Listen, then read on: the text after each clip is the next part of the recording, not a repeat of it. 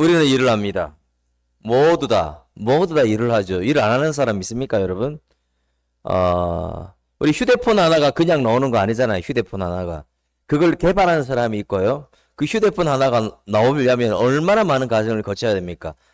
기술이 있는 사람, 그곳에 재능이 있는 사람, 디테일하게 기계로 보일 수 있는 사람이 휴대폰을 제작하죠. 안경, 저도 안경 쓰고 있죠. 제가 사실상 안경을 벗어도 잘 보입니다. 근데 이제 습관이 돼서 제가 안경을 안 쓰면 여러분은 이상하지 않은데 제가 이상하거든요. 그래서 제가 안경을 착용을 하거든요. 근데 제 주변에도 그 안경을 착용하지 아니하면 앞이 안 보이는 사람이 많아요. 유명한 사람들 중에도. 제가 아는 유명한 목회자도 그분은 자기 전에 안경을 찌뽕 해놔야 됩니다. 찌뽕 무슨 말인지 아십니까? 안경이 어디 있는지 위치를 확인하고 안 주무시면 그 다음날 못 찾아요. 아무 일도 못 합니다. 그러니까 이 조선시대에 태어났으면 장애인으로 살 사람이 너무 많은 거예요. 맞잖아요. 앞에 안 보이는 장애인으로 살 사람이 한두 명이 아니에요. 많아요. 아예 그냥. 근데 이 안경을 만든 사람이 있기 때문에 우리는 편안하게 이렇게 살 수가 있는 것이죠. 또 그리고 안 보이면 안경을 착용하면 되고 도수도 높이면 되는 것이죠. 소고기, 돼지고기, 여러분 거의 다 좋아하시죠? 여러분이 소, 돼지를 집에서 기릅니까? 그리고 길러서 자릅니까? 자른다는 말이 이상해요. 도살합니까? 안 하죠, 그죠, 여러분? 안 하는데 우리는 식육점에 가면 되고 마트에 가면 마음 놓고 사 먹을 수 있잖아요. 일하는 사람이 있기 때문에. 제가 이제 갑자기 생각나는데 저희 아내하고 결혼해서 뭐 인사하러 가고 그러면서 제가 문화 충격을 받았습니다. 우리는 이제 보통 그때도 옛날이 아니죠.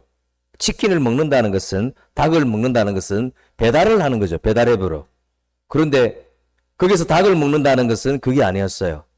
닭장에 있는 닭을 잡아서 목 자르고 뭐 이렇게 해서 그렇게 해서 닭을 먹더라고요. 문화 충격이죠. 얼마나 맛있었는지. 그거보다 맛있는 닭은 지금까지 없었다. 여기서 끝나지 않았습니다. 그 이튿날 더 놀라운 일은 밤새도록 콩을 가지고 뭘 하던데 아침이 되니까 두부가 나와 있습니다.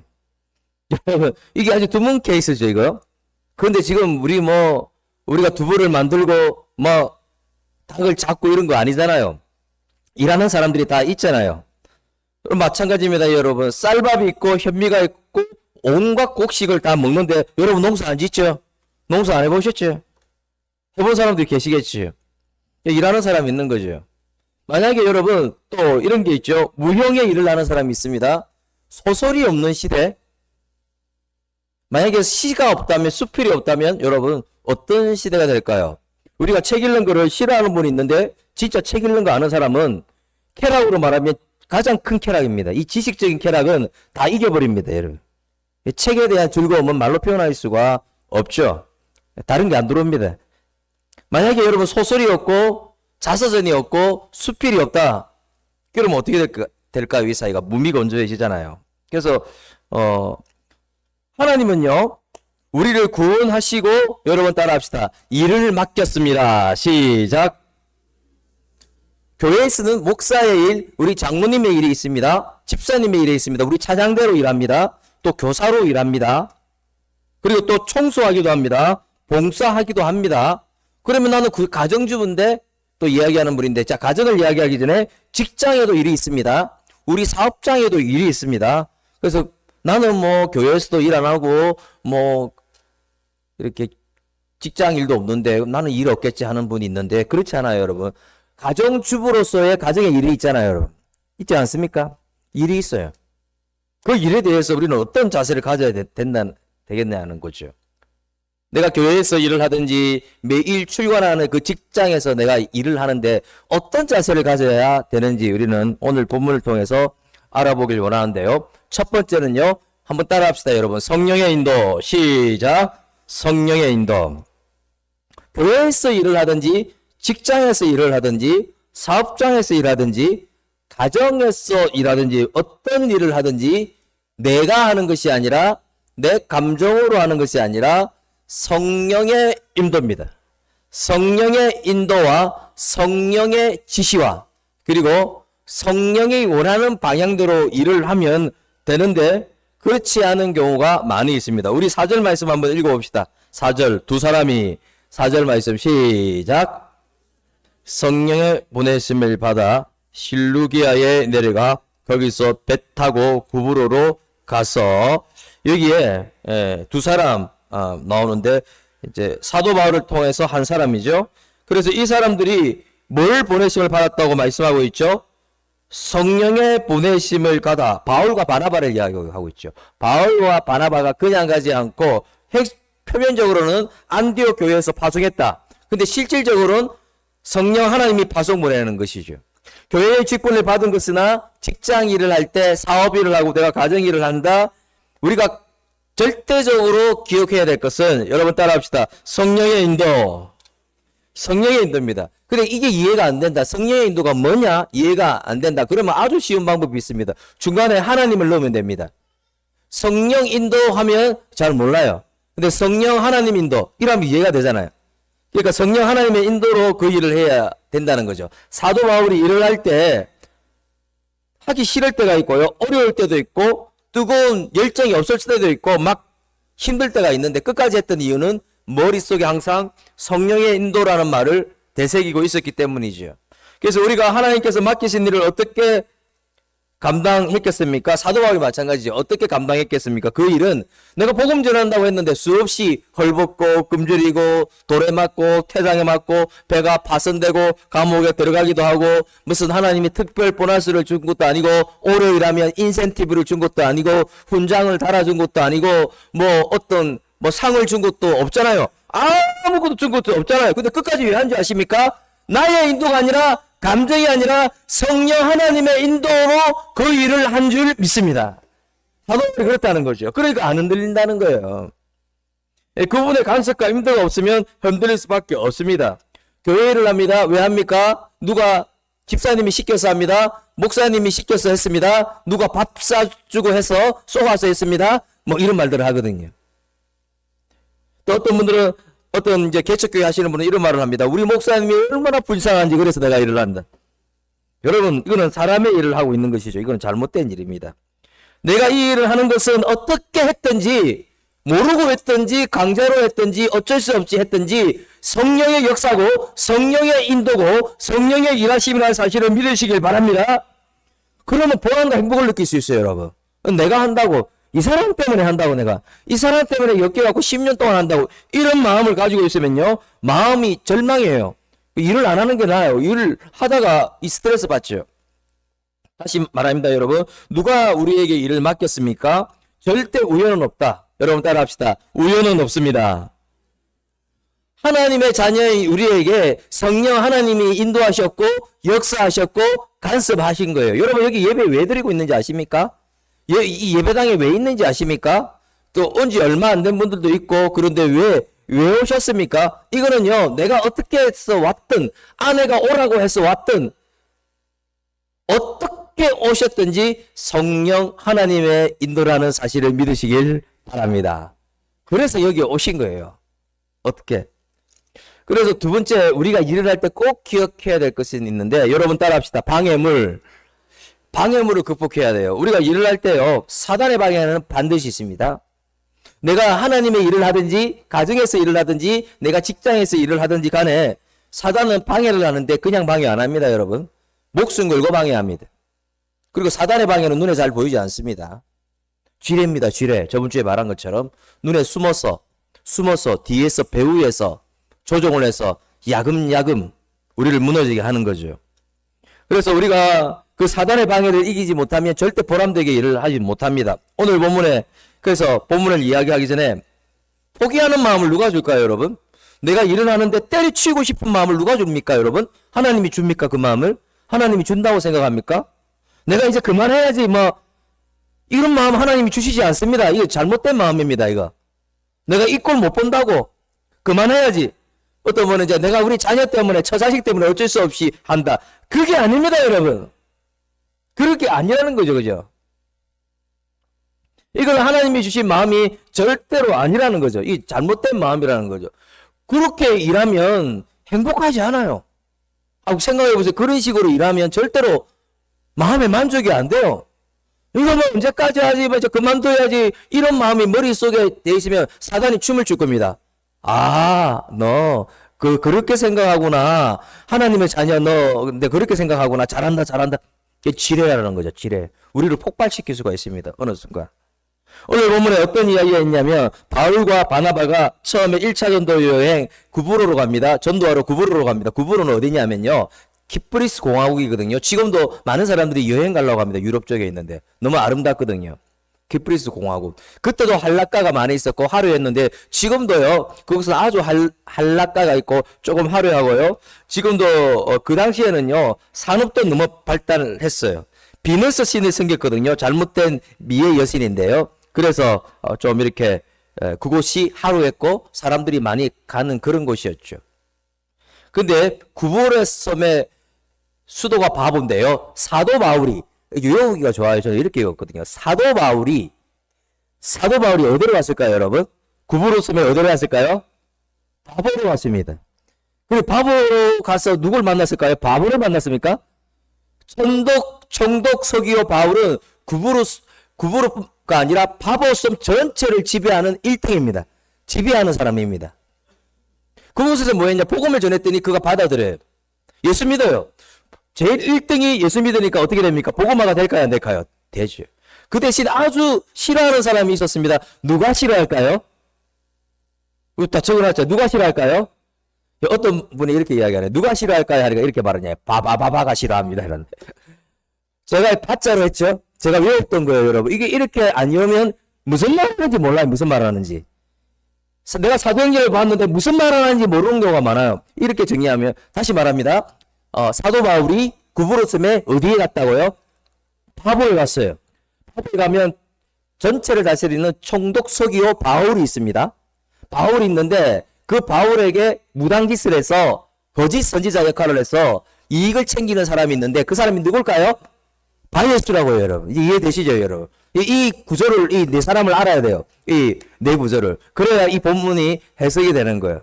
그러니까 총독 서기오 바울이 예수 믿고 하니까 누가 하나겠어요, 여러분? 누가 하나겠어요? 바예수가 하나죠. 무당짓을 했고 거짓 선지자 역할을 해서 많은 것들을 얻었어요.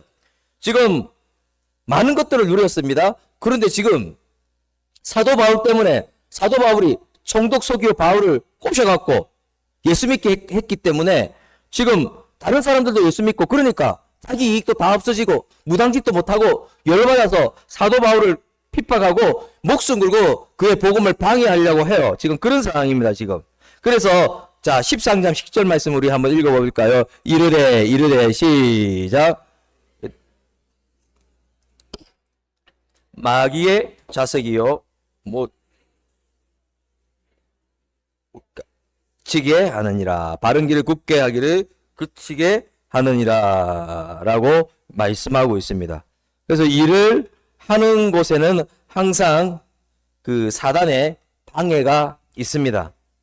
교회가 부흥하고 잃어버린 영혼들이 막 돌아오고 이럴 때 사단은 반드시 가만히 있지 않습니다. 역사를 하는 거죠.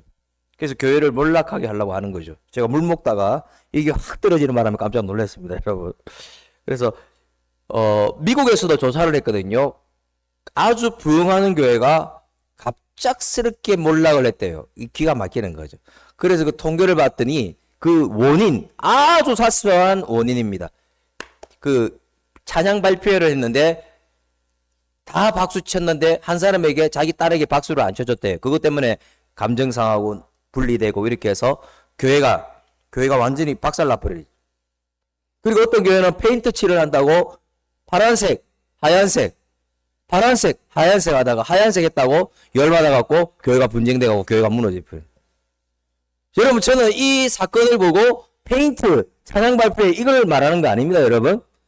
왜 그러냐, 왜 이렇게 무너지느냐? 사단의 책동이라고 해요, 사단의 책동. 이 사건 하나를 가지고 이 작은 문제 하나 가지고 큰 문제가 되게 하는 사단의 책동이죠. 내가 열심히 봉사합니다. 이 서운한 마음이 드는 거예요. 내가 열심히 내 일을 하고 있어요.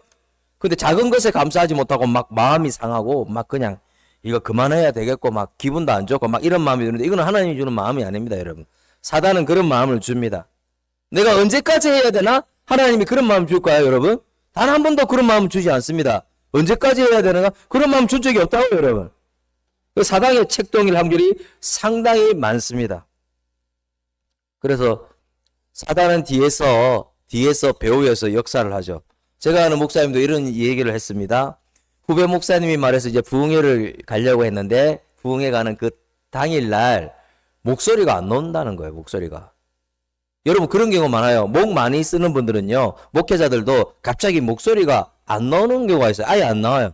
근데 저는 다행히 그래도 하나님이 목청을 좀 좋게 해주셔서 그런 경우는 전혀 없는 상황이지만 제가 아는 분들 중에 그런 분들이 많아요. 목사님들 중에 목이 갑자기 안 나와요. 그래서 설교 못해서 그 목사님한테 시키고 누구 청해서 시키고 이런 경우가 있거든요. 주일날 아침에 목사님이 그렇게 된 거예요. 그래서 이제 내가 말씀을 못 전한다고 그 목사님에게 알렸더니 목사님이 이렇게 말합니다. 우리가 정말 목사님을 위해서 간절하게 기도하고 있었는데 얼마나 기도한지 아십니까? 반드시 오셔야 됩니다. 반드시 오셔야 됩니다. 그 말을 듣고 그러면 내 목이 안 나오는데 괜찮아요. 오십시오. 했더니 그 목사님이 30분 설교하기로 되어 있었는데 1시간 반을 설교했습니다. 너무 은혜롭게 설교했다는 거죠. 그 이유가 뭔지 나중에 목사님이 알았다는 거죠. 첫 번째, 내가 말씀을 전하는 사람으로서 사단이 방해했다는 걸 알았어요. 사단이 방해하거든요, 여러분. 그거 아셔야 됩니다. 그래서 말씀 전하는 저를 위해서도 기도해 줘야 되죠. 두 번째는 전혀 기도하지 않았다. 그게 말씀 전하는 거 위해서 안 했다는 거예요. 사단이 방해하는데 전혀 기도하지 않았다. 이처럼 위험한 게 없습니다, 여러분. 이처럼. 자, 이 설교에 집중해주고요. 아기한테 집중하지 마시고요. 자, 사도행전 13장 11절 읽습니다. 보라, 시작. 보라, 이제 주의 손이 내 뒤에 있으니 내가 맹인이 되어 얼마 동안 해를 보지 못하리라 하니. 예, 여기까지 읽겠습니다. 무슨 말인지 아십니까? 사도 바울이 간절하게 기도했대요. 사도 바울이 간절하게 기도 안 할 때는 막 두려워 떨었는데 간절하게 기도하니까 어떻게 됩니까? 예수 이름으로 사단을 대적하는 거예요. 악한 영이 턴다면 두려워 떨어요. 우리가 할 수 없습니다. 근데 사도 바울이 간절하게 기도하니까 악한 바이러스를 예수 이름으로 명하노니 악한 영은 떠나갈지어다. 선포하니까 시각장애인이 되는 역사가 일어난 줄 믿습니다. 바이러스가 못 봐요, 이제는. 이제는 바울을 괴롭히지 못해요. 바울을 핍박하지도 못해요. 바울을 무너지게 하지도 못하고 반대하지도 못한다는 거죠. 그래서 우리가 시험 가운데 있다면요. 자꾸만 내가 일을 하는데 방해가 있습니다. 사단이 힘들게 합니다. 여러 가지 문제가 힘들게 합니다. 그러면 사단의 역사를 캐치하고 나사렛 예수 이름으로 명하노니 나를 힘들게 하는 어둠의 영은 떠나갈지어다. 악한 영은 떠나갈지어다. 선포할 수 있는 여러분 되시길 바랍니다. 그래서 우리는 영적으로 충전되어 있어야 돼요. 여러분 따라합시다. 영적 충전. 영적으로 충전이 되어 있어야 됩니다. 내가 월요일부터 직장 생활을 합니다. 내가 사업장을 운영을 합니다. 근데 절대로 빠지면 안 되는 게 뭔지 아십니까? 기도하는 겁니다, 여러분. 기도하는 거라는 거예요, 여러분. 이거 안 하면 죽는다는 생각을 하셔야 돼요, 죽는다는. 왜 그런 생각을 해야 되는지 아십니까? 안 하거든. 안 할 이유는 100가지거든. 바빴어, 아팠어, 하기 싫었어, 피곤했어, 복잡했어, 아이 본다고, 애 키운다고. 얼마나 많은지 아십니까? 하면 역사가 일어나네, 하면. 마태복음 6장 43절 너희는 먼저 그의 나라와 그의 의를 구하라. 그러면 이 모든 것을 너에게 더하시리라. 하나님께 먼저 하는 거예요. 하나님 앞에 기도하기 시작하는 거예요. 그러면 사탄의 방해물을 이길 수 있고 구하지 않은 능력도 주시고 지혜도 주시고 힘도 주시고 내가 하는 일 중에 하나님이 하늘의 기쁨도 주신다는 사실을 믿으시길 바랍니다. 지금 원리가 그거라고요, 여러분. 안 한다고요, 여러분. 생각해 보세요. 내가 했습니까? 안 했잖아요, 여러분. 아니, 가서 했습니까? 가서 못하면 출근하기 전에 했습니까? 못했다는 거예요. 내가 이 직장을 가지고 5분이라도 해봤습니까? 5분이라도 하면 역사가 일어납니다. 역사가. 저는 당담합니다. 해보십시오. 여러분 가슴속에 이런 마음 생각을 해보십시오. 내가 이제 기도하고 이 일을 시작하리라. 가슴속에 지금 생각해 보세요. 느낌이 들려져요. 생각만 해도 하나님이 역사한다고요, 여러분. 안 그러세요? 내가 이 일을 하나님께 드리는 거예요. 이제 하고 하겠습니다. 달라진다고요, 여러분. 가정일도 마찬가지입니다. 내가 열심히 하는데 역기능적인 일이 있고 자꾸 문제가 생겨요. 그럼 내가 이 가정을 위하여 하루 시작하기 전에 기도하리라. 생각만 해보세요. 달라진다고 여러분. 모든 상황이 달라진다는 거지요. 사단이 떠나가고요. 지혜도 얻게 되고요. 내가 실수하는 건 안 보이고요. 잘한 것만 보이게 된다는 거지요. 그래서 제가 우리 자매, 제가 청년부 할 때 핫도그 체인점 하는 자매가 생각나요. 그 자매가 생각나는데 직장에 가면 6개월 만에 그만두고 1년 만에 그만두고 또 누가 사기쳐서 그만두고 그래서 어쩔 수 없이 핫도그 체인점에 갔는데요. 그 자매가 한 게 있어요. 뭐 밤 10시, 11시 넘어서까지 일하니까 항상 그가 뭘 했느냐면 그 점심시간에 점심을 그냥 거의 안 먹는 걸로 하고 한 10분 안에 먹는 걸로 하고 그 시간에 무조건 기도했다는 거지. 무조건 하나님 도와달라고 기도했어요. 그러니까 어떤 일이 일어나느냐면 그 일 중에 지금까지 한 번도 경험하지 못한 행복을 경험할 수 있었고 그리고 자기가 실수한 거는 안 보이고 잘한 것만 보이고 자기가 뭐 하다가 흘린 거는 안 보이고 잘한 것만 보이고 그러다가요 계속 인정받다가 그곳에서 점장이 됐어요. 제일 최고까지 올라갔어요. 얼마 안 있다. 몇 년 있지 않았어. 여러분 제가 무슨 말을 하느냐면요. 하나님 거 먼저 하면 하나님은 일하실 수밖에 없다. 그의 나라와 의를 먼저 구하면 그분은 일하실 수밖에 없다. 그런데 우리는 이게 눈에 보이지 않거든요. 우리 눈에 딱 드러나지 않거든요. 그래서 우리는 생략을 하는 거예요. 여러분 우리가 다른 것은 생략해도 됩니다. 출근해서 커피 드시는 거 생략해도 됩니다. 밥 안 드시는 거 한 번 안 드셔도 됩니다. 그런데 절대로 하나님 앞에 간절히 기도하는 것은 생략하지 않는 여러분 되시길 주의 이름으로 축원합니다. 그렇게 해야 하나님이 일하시잖아요. 세 번째, 일을 할 때 우리는 어떤 자세를 가져야 할까요? 여러분 한번 따라합시다. 소명의식. 소명의식입니다. 그리스도인들은 어떤 일을 하든지 소명으로 사는 사람입니다. 그래서 내가 남편이고 아내고 아버지고 어머니고 이것도 소명입니다. 내가 교회에서 직분을 맡고 이 일을 하고 이것도 소명이지만 또 직업에 대한 부르심이 있어요. 하나님의 부르심. 내가 지금 이 일을 하는 거는 하나님의 부르심이라고요, 여러분. 내가 잘못 선택하고 이런 생각 하지 말라는 거예요. 뇌에서 확 쥐어풀어야 야 돼요. 하나님이 이 일을 하도록 부르셨어요. 이 소명의식이 없으면 내가 행복하지 않아요, 절대로 일할 때. 이 하나님의 부르심을 느끼지 못하면 이거 실패한 거예요. 마음에서 실패한 거예요. 이 보람이 없어요. 막 억지로 끌려가듯이. 그래서 요즘 대한민국의 1%들이 의사가 되려고 합니다. 무조건 의사가 되려고 한다. 예. 예전에는 제 친구들도 제 앞에도 공부 잘했습니다, 여러분. 옆에 제가 명함도 못 내밀지 못했습니다. 제가 이제 우리 동네에서 혼자 대학 갔지만 아니 내 옆에 있는 애가 서울대인데 뭐 서울대 경제학과 가고 뒤에가 의과대학이고 뭐 옆에가 경찰대학 이랬어요. 얼마나 학벌이 좋아요. 근데 이제 그때는 우리 친구들이 물리학과 간다고 순수 학문에 많이 지원을 했다고요. 지금은 그거 아니에요. 학문을 수익과 연결시켜서 무조건 소득. 소명 없는 직업, 부르심이 없는 직업은 실패입니다. 외형적으로 성공한다 해도 만족이 없고 보람이 없을 수 있죠. 우리가 일을 합니다.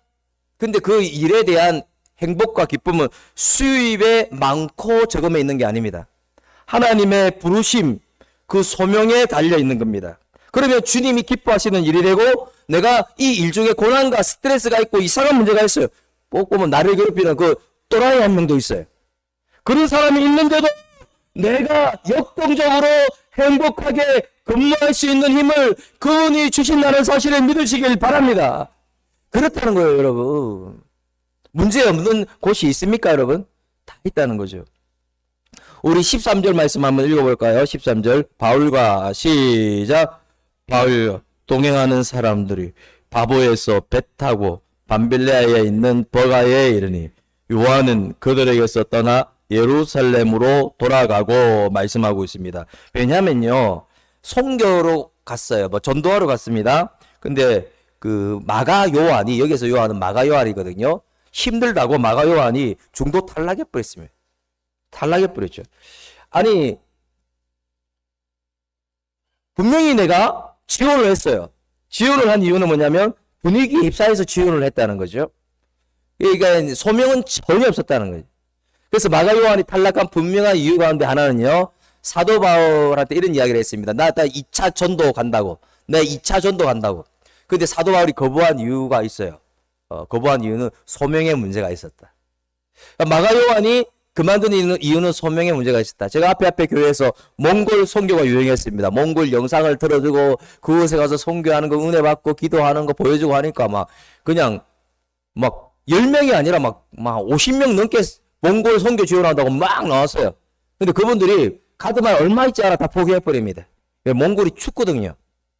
다리에 이렇게 동상 걸리고 이러다가 다 포기해버리는 거예요. 왜 그럴까요, 여러분? 소명 없기 때문에 그 일을 한 거예요.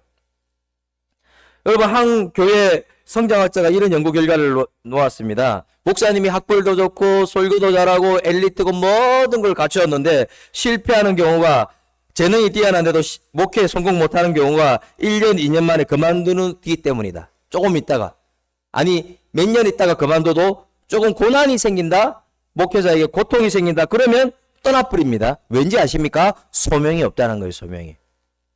하나님의 부르심에 대한 소명이 없다는 거예요. 그러면 떠나버립니다. 소명이 있으면 절대 안 떠납니다. 하나님의 부르심, 나를 부르셨다는 이게 꽂혀 있으면 어떤 고난과 핍박과 복잡하고 희한한 일들이 있어도 절대 떠나지 않습니다. 여러분, 직장도 가정도 모든 곳에는요, 분명히요, 지금 이제 고난이 있으면 영광이 있죠. 지금 이제 우리 고난주간 대회 가잖아요. 부활주일 대회 가잖아요. 십자가가 없으면 부활이 없습니다. 여러분 아시죠? 없다고요, 여러분. 십자가가 있어야 된다고요. 그게 하나님의 뜻이라는 거예요. 그곳에 십자가가 있는 거는. no cross, no crown. 무슨 말인지 아십니까, 여러분? 그 십자가 없는 곳에는 왕관이 없다. no cross. 십자가 없는 곳에는 절대 부활이 없다. 이게 무슨 말이냐면, 힘들어도 우리가 그 일을 계속하고 있으면 하나님이 생각하기에 이거 왕관이라고 말씀한다는 것이죠. 그래서 저는 이제 사도행전 6장에 보니까 내용이 정말 놀랄 내용이 있었습니다. 저번에 제가 본 내용이 되기도 하지만 스데반이 많은 고난을 당했습니다. 어떤 고난을 당했느냐? 가부들의 문제가 있었습니다. 가부들끼리 엄청나게 싸우는 거예요. 이걸 내가 어떻게 해결하지? 해결할 수가 없어요. 그러다가 오해와 비난을 받고 돈 문제에 걸려서 엄청나게 힘들거죠. 그런데 바리새인과 서기관이 스데반을 모함하는 거예요. 모함하다가 어떻게 하느냐? 박해하는 겁니다. 박해하다가 돌을 들고 던지는 거예요. 피투성이가 되는 거예요. 그리고 거기서 끝나지 않습니다. 끌려가는 거예요. 고소당해서 재판을 받는 거예요. 얼마나 비참합니까? 이거 살맛이 안 나죠. 내가 하나님의 일을 했는데 뭐냐는 거죠. 그런데 또 놀라운 성경 구절이 있습니다. 자, 우리 사도행전 6장 15절 우리 다 같이 읽어봅시다. 공회 중에 시작. 공회 중에 앉은 사람들이 다 스데반을 주목하여 보니 그 얼굴이 천사의 얼굴과 같았더라. 여러분, 환경이 좋았습니까? 스데반에게 고통과 고난이 없었습니까? 없었습니까? 아니죠. 소명으로 일을 하니까 하나님의 부르심이다. 이건 내 부르심이 아니라 내게 아니고 하나님의 부르심이다. 이 마음으로 그 일을 할 때 환경과 고난이 괴롭혀도 그의 기쁨을 막지 못하고 천사의 얼굴이 된 줄로 믿습니다. 여러분, 어떤 일로 그 일을 합니까? 어떤 일로 가정 일을 합니까? 어떤 일로 그 일을 합니까? 이제 때가 되면 그만할 것이다. 내가 때를 치울 것이다. 이 일 어쩔 수 없이 한다. 우리 처자식 때문에 한다. 이제 내가 몸이 아파서 여기까지 한다. 절대로 이런 생각하지 마시고 하나님의 부르심, 하나님의 계획, 하나님의 역사가 있는 줄 믿습니다. 이런 마음으로 일을 해보십시오. 모든 게 달라지는 거예요. 저는 이제 스타일이 이렇거든요. 저는 밥 차려달라 이런 말을 안 하는 스타일입니다. 해본 적이 없는 것 같아요. 밥 차려달라 이런 말을 한 적이 절대 없습니다. 그래, 왜 그랬는가 제가 볼 때는 우리 딸이 또 장애가 있기 때문에 아내가 힘들잖아요. 그래서 그렇구나. 이 섭리가 있구나.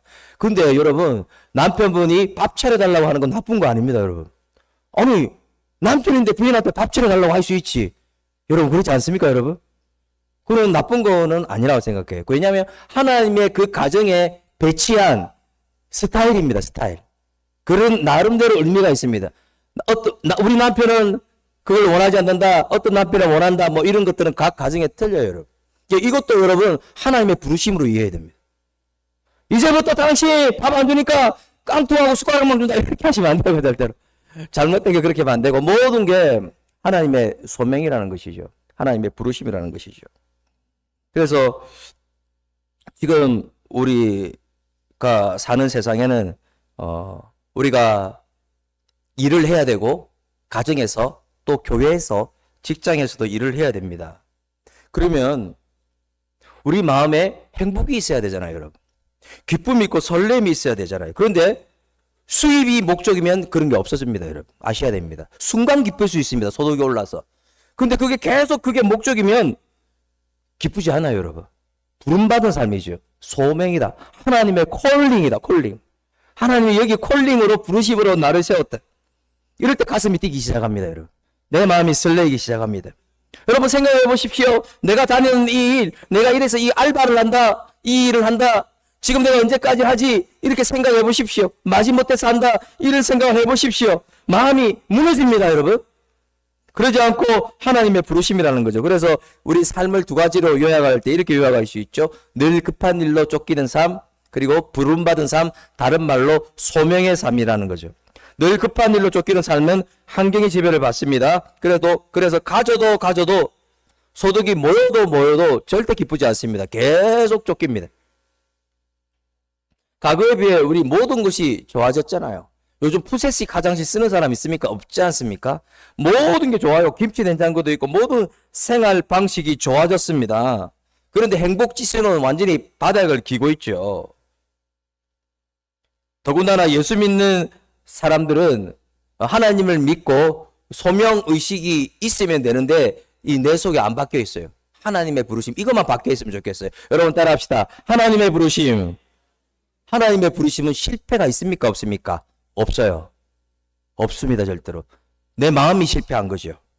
그리고 이 말을 마태복음 6장에는 염려하는 삶과 믿음의 삶으로 표현을 합니다. 염려하는 삶, 믿음의 삶 클릭하면 나올 겁니다. 이 삶을 다른 말로 말하면 불신의 삶이죠.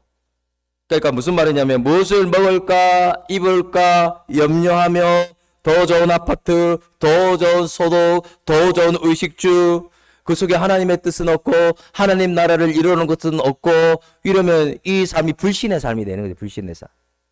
믿음의 삶은 그것이 아닙니다. 환경과 관계없이 믿음의 삶을 살면 평안을 주시는 거죠. 하나님이 이 속에서 개입하고 계시고 이 속에서 동행하고 계시고 하나님이 일하고 계신다. 하나님의 부르심이다. 소득이 부족해도 이런 사람들은 인생은 달라지죠. 자, 하나님의 부르심, 콜링을 생각하고 사는 사람들은 그게 내 속에 박혀 있다고 저는 얘기해야 됩니다. 왜 까먹기 때문에. 우리 몰라요. 내 속에 박혀 있는 사람은 내가 60세가 되었습니다. 80세가 되었습니다. 90세가 되었습니다. 그러면 소득이 줄어들어요. 그런데 행복은 더 높아져요. 하나님의 부르심으로 콜링으로 사는 사람은 분명히 뭔가 작아졌어요. 수입이 작아졌어요. 그런데 뭐예요? 행복 지수는 더 높아진다는 거죠. 그리고요, 환경과 관계없이 콜링으로 사는 사람들은 천사의 얼굴을 할 수 있습니다. 그 속에서 기쁨을 유지할 수 있어요. 여러분 생각해 보세요. 내가 직장에서 매일 일합니다. 내가 돌봅니다. 그런데 막 괴롭게 일을 하는 거예요. 막 그냥 마지못해서 그게 좋겠습니까? 가슴 뛰면서 행복하게 하면 좋겠습니까? 내가 이 일을 할 때 하나님이 동행하시고 하나님도 역사하시고 하나님의 부르심이고 하나님의 계획이고 결국 하나님은 뭐예요? 우리의 인생에 개입하셔서 나를 만들어 가시고 가장 좋은 길로 인도하시는 줄 믿습니다. 이런 마음으로 해보십시오. 모든 게 달라지지 않습니까? 그래서 오늘 말씀을 다시 마무리합니다. 일을 때 우리는 어떤 자세를 가져야 됩니까? 첫 번째 성령의 인도입니다. 내 감정이 아닙니다, 여러분. 내 욕구가 아닙니다. 내 계획이 아닙니다. 성령 하나님의 인도대로 할 때 성령은 역사합니다. 역사에서 일하십니다. 두 번째 우리는 어떻게 일을 해야 됩니까? 방해물을 극복해야 됩니다. 부정적인 일을 만듭니다. 사단은 우리를 무너지게 합니다. 감정을 무너지게 합니다. 사소한 일로 내가 기분 엄청 나쁘고 마음 상하고 하기 싫으면 이 사단의 역사죠. 사소한 일로. 그래서 이럴 때는 뭐 해야 되죠? 우리가 그냥 가만히 있으면 안 되고 예수 이름으로 대적해야 되는 거죠. 예수 이름으로. 예수 이름으로 명하노니 나를 짓누르는 사단의 권세는 떠나갈지어다. 선포해야 되죠. 그리고요. 정말 중요한 거. 내가 월요일부터 실천해야 될 것은 기도하셔야 된다고요, 여러분. 아무리 최고의 차라도 연료를 주입하지 않으면 고철이잖아요, 고철. 아무리 좋은 뭐 아우디라도 좋은 차라도 벤츠라도 연료 주입 없으면 고철이거든요. 근데 고철로 직장생활 하는 거예요. 그냥 그건 내 능력으로 하는 거예요. 그러다 보면 한계 상황에 도달한다는 거죠. 사단이 역사하는데 사단이 역사하는지 모를 때도 있어요. 그래서 여러분 하나님과 먼저 하고 기도하고 직장생활을 함으로 말미암아 사단의 방해도 이기시고 구하지 않는 능력도 직장에서 받고 역동적으로 일하시는 여러분 되었으면 좋겠습니다. 세 번째로 소명의식입니다. 내가 하는 일은 우연이 아니라고요, 여러분. 억지로 내가 어떻게 해서 했지만 그 일은 하나님이 맡긴 일입니다. 콜링이라는 거죠. 그럴 때 그 일을 정리할 때 우리는 내가 하는 일이 똑같은 일인데 어떤 사람은요 지옥 같은 일이라고 하고요, 어떤 사람은 천국 같은 일이라고 합니다. 뭐 차이인지 아십니까? 콜링의 차이입니다. 하나님의 부르심의 차이라는. 그걸 안 믿으면요 이게 지옥같이 되는 거예요. 똑같은 일을 하는데. 제가 이제 청년부 지도할 때도 마찬가지입니다. 똑같이 직장생활 같은 직장에 다니거든요. 뭐 똑같아요. 그런데 한 친구는 죽겠다 그러고 한 친구는 살겠다 그러고 이 차이가 뭐냐? 콜링이었다는 거죠. 하나님의 부르심, 하나님의 인도하심, 그래서 하나님이 역사하시고 동행하시고 돌봐주시고 지켜주신다는 확신이 있는 거죠. 그래서 여러분 저는 이 말씀 말미에 하나님이 찬양을 하나 주셨습니다. 찬양을 하나 주셨는데 흥분했는지 악보가 안 보이는데 찬양을 하나 주셨습니다. 그 찬양이 뭐냐면 하나님의 부르심에는 절대로 후회하심이 없다. 여러분 일에 대해서 후회는 누가 하는지 압니까? 내가 하는 거예요. 내가. 하나님이 후회한 적 있습니까? 여러분? 여러분의 하는 일에 대해서 포지션에 대해서 후회한 적이 있습니까? 내가 이 자리에 선 것도 하나님의 부르심이죠. 그래서 하나님은 결코 실수하신 적이 없고요. 내가 보기에는 이 길이 아닌 것 같고 때로는 여러 가지 일이 있는 것 같지만 나를 부르신 하나님은 내 생각보다 크고 내 지혜보다 크고 나를 향한 계획은 내가 측량할 수 없어요. 그래서 그분의 계획은 뭔지 아십니까? 가장 좋은 길로 여러분을 인도하고 계시다는 사실을 믿는 하나님의 사람 되시길 주의 이름으로 축원합니다. 아멘.